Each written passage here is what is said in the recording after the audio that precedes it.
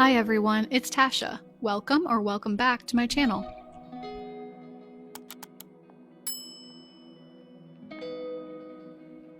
Well, hello and welcome. In today's video, I'll be walking you through the interior design trends that are sticking around and the ones that are rising for 2026 and talking about how you can bring them into your home in an approachable, budget-friendly way, especially if you love thrifting high-end style on a budget like I do. Let's get started. This is a rising trend. It's already on people's minds, but it's going even stronger heading into 2026, which is heritage, heirloom, and bespoke craftsmanship. This is one of the biggest style shifts, I think, going into 2026. It's a renewed obsession with heritage and craftsmanship pieces. People are moving away from fast decor and mass-produced items where possible, and they're leaning hard into pieces that feel storied, well-made, and rooted in tradition. And you can really see this in the resurgence of classic American design. Think about all the Ralph Lauren during the holidays. All the plaid, the equestrian details, the polished wood, the brass. That whole look was wildly viral this Christmas because it tapped directly into what people are craving, which is quality, character, and a sense of longevity. So it's less about new and it's more about well-made, and it's also less about trends and more about tradition. We're talking not only about heirloom objects, but real materials. So solid wood, wool, leather, stone, brass, silver, things that get better as they age.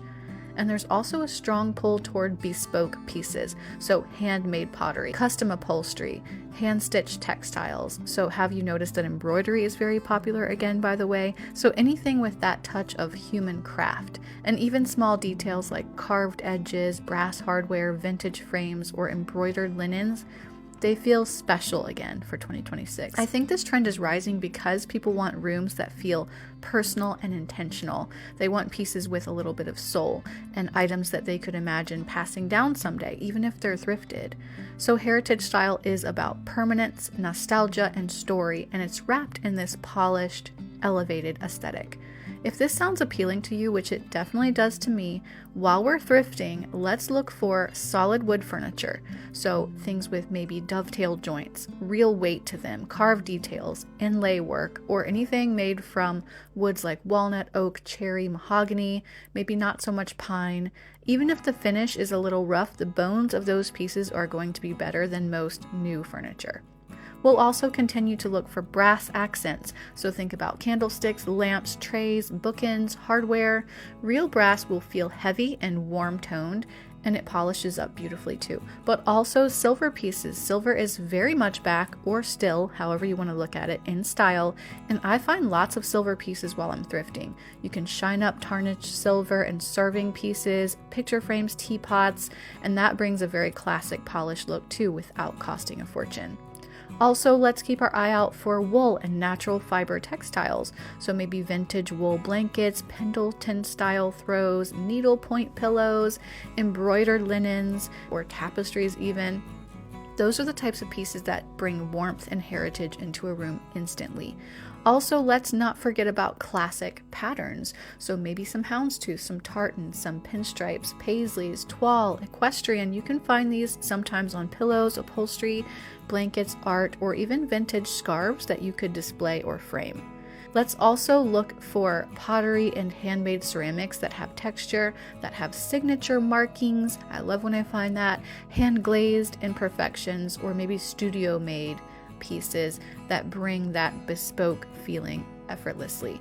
Also, let's not pass over leather goods that are in good condition, old leather footstools, maybe briefcases, trays, baskets, frames. Anything with some patina is still very good. A worn-in leather moment can bring instant heritage character.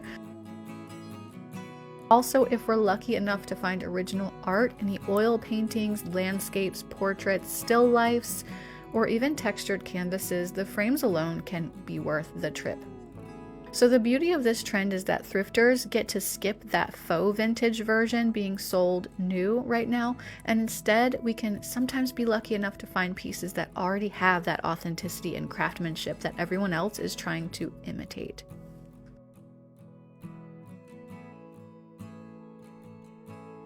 As far as color palettes, what I'm seeing is that earthy and warm neutrals are definitely staying, and there's also a rising and emergence of new neutrals. So we're moving away from stark whites and cool grays, and instead this warmer palette of warm neutrals is emerging. Also expect to see a move towards just warmer colors in general. For those of you who are incorporating more color, you might see more of red and orange family colors, like those burgundies, the rust colors, the dusty pinks, the ochres. You might have even heard the term earthy vibrancy. Designers are talking a lot about earthy vibrancy or earthy vibrant, which is basically rich nature-inspired tones like ochre, olive, smoky blue, deep plum. They're warm colors and they're grounding, but they also have this little spark that keeps things feeling modern. So think of it like neutrals with a little more of a personality. The designers who popularized this term describe it as the next step beyond beige and grayish. So it's like colors that still feel rooted in nature, but they have more depth and more saturation. So picture sun-warmed terracotta, again, aged olive, rusty brick, deep berry, or the golden warmth of natural wood. It's nature, but with the volume turned up just enough to feel intentional and current. And according to designers, this palette isn't going anywhere. These earth-motivated colors behave almost like stepped-up neutrals. They're timeless, but they're not boring. So when you pair them with natural materials that we were talking about, like stone, raw wood, linen, warm metals, they wear beautifully and they don't fight with the architecture or the decor around them. To bring some earthy vibrancy into your home while you're thrifting, you definitely don't have to repaint your whole house or do anything major. You can bring in this vibe with a pillow, a piece of art, a ceramic vase, or even a house plant that complements these tones. And the natural textures that we've talked about, the stone, the wood, the wovens, they play really well with earthy vibrancy. You can also lean on your textiles. These are perhaps the easiest and most forgiving places to introduce richer colors if you already have a neutral background, maybe rugs, throws, pillows, curtains. And textiles can be perfect because they are what we actually see a lot of at thrift stores. Even vintage pottery though, or small decorative objects, can make the palette feel present without being overwhelming. Next up, let's talk about curves. Okay, so I've been wondering whether curvy furniture is still going to be on trend in 2026, and I've been looking into it, looking around. So for the past few years, we've seen those curves everywhere. It seems like rounded sofas, these boucle barrel style chairs, arched everything, people adding arches into their doorways at home with these kits, the soft edge rounded tables. That didn't happen randomly. Curves took over because they were kind of the antidote to the really minimal, straight-lined, modern interiors that we've been living with for quite a while. And I think after the pandemic, people wanted spaces that felt comforting, nurturing, organic. So rounded shapes softened the rooms instantly. They made homes feel calmer, more inviting, more human. And I think designers leaned into that really hard. But now we've lived with that look for a while, and the question is, are those going to be sticking around or are those fading out? I think that the prediction for 2026 that I would make is that curves are staying, but they're evolving. So I think we're moving away from the very oversized, dramatic, sculptural pieces that feel more like art installations than practical furniture.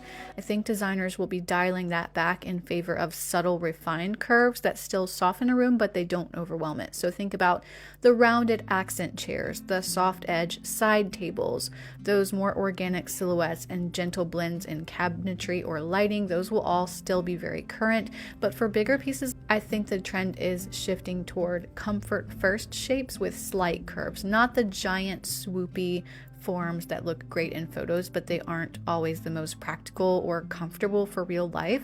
So the bottom line from my point of view is that curves aren't going anywhere. They're just going to be more livable, more classic, and less of a look at me trend. I think 2026 is going to be about soft, natural curves that feel timeless, not exaggerated versions that we saw at the height of the trend. And so if you love thrifting like me, then curves might be an easy way to bring that high-end designer softness into into your home without the designer price tag.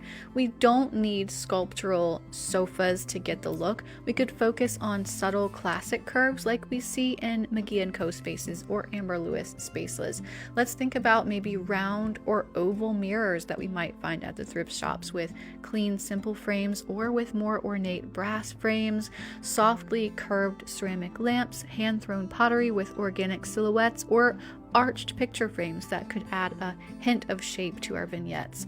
Thrift stores are also full of rounded side tables or pedestal style bases, curved back dining chairs maybe, or even vintage barrel chairs that we could reupholster in a linen or a textured fabric to look instantly current.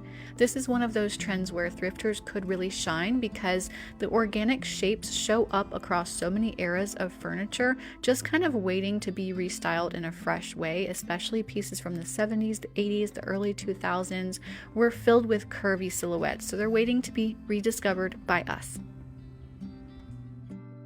So let's shift gears from shape now to material, especially wood. So after years of pale, bleached, and minimalist wood interiors, I think 2026 is going to continue to usher in a shift towards the warm, rich, and character-driven wood tones. So think about walnut, maybe even a honey caramel finish, espresso, the smoked brown stains, woods that bring more warmth and depth and a sense of timelessness to a home. And why is that? I think that people are craving, again, comfort and authenticity and a connection to natural materials.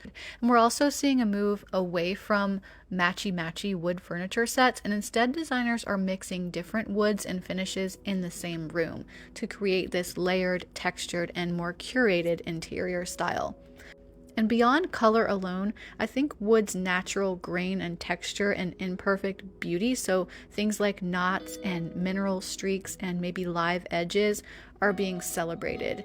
Rather than covering those features up with like a glossy finish, designers are letting them show more, and they're emphasizing authenticity and craftsmanship. So the bottom line is I think that 2026's woods will be warmer, richer, and a little more real, not sterile and not overly matched. I think we can expect interiors that are going to feel cozy and layered and timeless, anchored by wood tones that evolve together rather than matching exactly. And for wood tones, again, I think thrifters are going to be in a great position because the warmer, richer woods that are going to be trending for 2026 are showing up constantly in secondhand stores. Instead of those pale, super bleached woods that might be harder to find secondhand, we actually do see a lot of the warmer walnuts, honeys, chestnuts, deeper browns, stains that feel more grounded and collected. So when you're thrifting, maybe keep an eye out for solid wood pieces, again, with a really nice grain. And even if the finish looks a little dated, a light sand and a new stain can bring that into a warm, designer-approved palette. So to sum up, it looks to me like 2026 will bring a bigger focus on heritage and heirloom style craftsmanship, earthy neutrals expanding a bit into earthy vibrancy, curves definitely staying but maybe more subtly, and wood tones continue to warm up. I hope that you've enjoyed today's video. If you did, please hit the like button and let me know in the comments what you enjoyed, and also subscribe if you'd like to see more thrift-focused home decorating content in your feed. Thanks so much for watching, have a lovely week, and I'll see you at the next video.